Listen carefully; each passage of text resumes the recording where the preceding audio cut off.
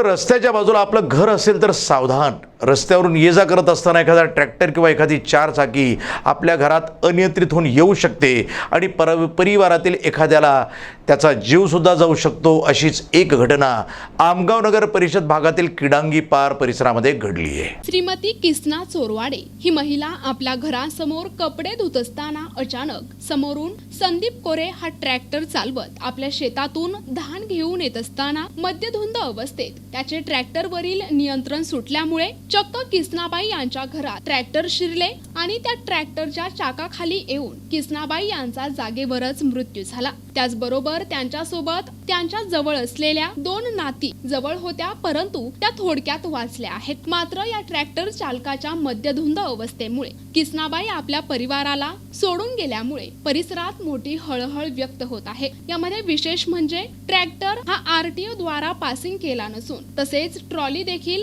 अद्यापही विना नंबर असून ती देखील आरटीओ द्वारा पासिंग केल्याचे दिसून येत नाही. याबाबत आता आमगाव पोलीस ठाण्यात गुन्हा दाखल करण्यात येत आहे.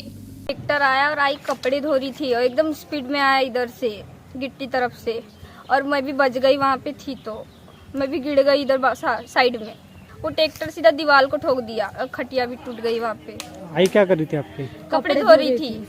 हाँ, आई क्या तो पता नहीं, पर आई है इधर साइड से लगा था, पूरा आई को लगा था. प्रतिनिधी राधा किसन सुटे, NTV न्यूज मराठी, गोंदिया.